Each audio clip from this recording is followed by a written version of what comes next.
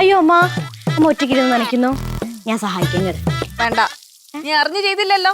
അപ്പൊ ഞാൻ ചെയ്യാൻ വരുമ്പോഴത്തേക്ക് നീ വന്ന് കൂടുതൽ സഹായിക്കണ്ട കേട്ടോ. അമ്മ അമ്മ ഞാൻ നേരത്തെ ഒരു കാര്യം പറഞ്ഞില്ലേ? എന്തോന്നു?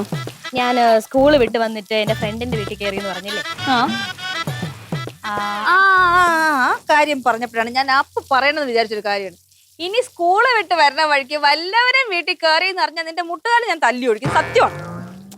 അതൊക്കെ വിട്. അപ്പൊ അമ്മ, അവളെ വീട്ടിൽ ഒരുപാട് ലവ് ബേർഡ്സ് ഉണ്ടെന്ന് ഞാൻ പറഞ്ഞില്ലേ? അപ്പൊ ആ ലവ് ബേർഡ്സിനെ കണ്ടപ്പോ ഞാൻ ഡെസ്പായി എന്നൊക്കെ പറഞ്ഞ എനിക്ക് വിഷമം വന്നമ്മ. പറഞ്ഞു അതന്നെ പറഞ്ഞോണ്ടിരിക്കണേ വീണ്ടും വീണ്ടും. നമുക്ക് ഒരുപാടൊന്നും വേണ്ട, കുറച്ച് ലവ് ബേർഡ്സ് നമ്മുടെ വീട്ടിൽ വളർത്തിയാലോ? ആ കാര്യം ഉണ്ടല്ലോ, ലോണ്ട വരുന്ന ആ ചേട്ടനോട് ചോദിച്ചോക്ക്. ചേട്ടേ, നിന്റെ അച്ഛൻ അച്ഛനോട് പറഞ്ഞു. അച്ഛാ, അയ്യോ അച്ഛൻ എവിടെ പോയെന്ന് പറഞ്ഞോണ്ട് ഞാൻ ഇങ്ങനെ അച്ഛനെ വെയിറ്റ് ചെയ്ത് കാത്ത് ദേ മുറ്റത്ത് തന്നെ നിക്കായിരുന്നു. നോക്കിയപ്പോ എന്റെ അച്ഛൻ മുമ്പിൽ. അത് മക്കളെ, നീ അങ്ങോട്ട് തിരിഞ്ഞപ്പോഴേ അച്ഛൻ നിന്റെ പിന്നിലായിരുന്നു, നീ തിരിഞ്ഞപ്പോ അച്ഛൻ മുന്നിലായി. അയ്യോ, അച്ഛന്റെ ചിന്താഗതി കൊണ്ട് ഈ ആശയത്തെ എത്ര പെട്ടെന്നാണ് അച്ഛൻ മാറ്റിമറിച്ചത്. അച്ഛൻ ഭയങ്കര ബുദ്ധി തന്നെ. എന്ത് കാര്യം?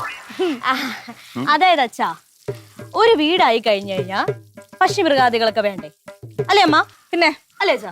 മൃഗാദികളൊക്കെ വേണം. അതെ, പണ്ടത്തെ കാലത്തൊക്കെ തറവാടുകളിലൊക്കെ കണ്ടിട്ടില്ലേ, വീടിന്റെ കൂട്ടത്തിൽ തന്നെ തൊഴുത്തുണ്ടാവും, അതിൽ പശു ഉണ്ടാവും, ആടുണ്ടാവും, പട്ടികളുണ്ടാവും, പിന്നെ കോഴി ഉണ്ടാവും, താറാവ് ഉണ്ടാവും, മനുഷ്യനും മൃഗങ്ങളൊക്കെ ഉണ്ടാവും. അപ്പൊ മനുഷ്യനും മൃഗങ്ങളും പക്ഷികളും എല്ലാരും കൂടെ ഒത്തുചേർന്ന് ജീവിച്ച് അങ്ങനെ ഒരു പാരിസ്ഥിതിക ലോകത്തെയാണ് ഈ പറയണേ. ഞാൻ പറയട്ടെ.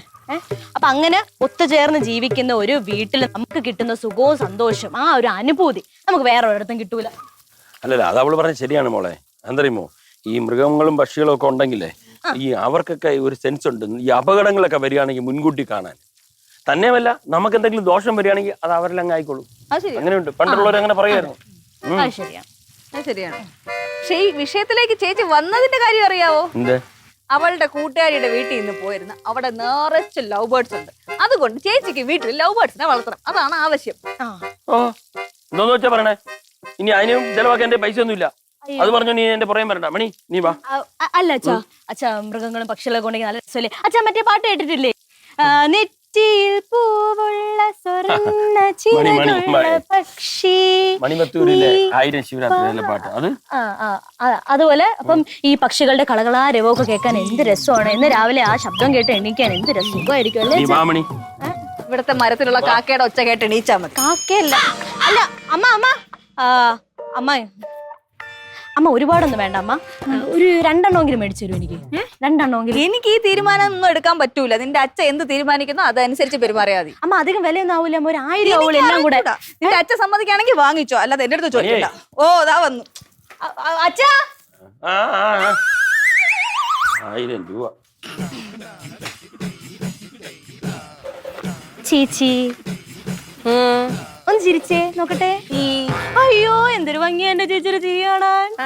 സൂപ്പർ ആയിട്ടുണ്ട്. എനിക്ക് 2 കിളിയെ മേടിച്ചൊരു തോന്നി മേടിച്ചേനെ. ഞാൻ നോക്കിയിരുന്നു കേട്ടാ. ചേച്ചി അവരോ മേടിച്ചിരുന്നില്ല. ചേച്ചി അങ്ങനെയല്ലല്ലോ. ചേച്ചി അവർക്കാട്ടും കുറച്ചും കൂടെ ദയൊക്കെ ഉണ്ടെന്ന് എനിക്ക് അറിയാം. ചേച്ചിയുടെ മനസ്സ് പൂപോലത്തെ മനസ്സാണ്. മേടിച്ചു. ഒന്നാമതേ നീ പറഞ്ഞ പോലെ എനിക്ക് പ്രകൃതിയിലൂടെ ഒരു സ്നേഹവും ഇല്ല. പിന്നെ കിളി, ഞാൻ ഏറ്റവും കൂടുതൽ ഇഷ്ടപ്പെടുന്ന കിളി ഏതാണെന്നറിയോ? പക്ഷി ഏതാണെന്നറിയോ? പക്ഷി കോഴി. തോന്നി. ഏറ്റവും കൂടുതൽ ഇഷ്ടം എനിക്ക് അതാണ്. അതങ്ങ് പൊരിച്ച് തിന്നോണ്ടല്ലോ മോളെ, ആഹാ, ചുറ്റോളൊന്നും കാണാൻ പറ്റൂല. അതുകൊണ്ട് മോള് ചെല്ല്, പോ.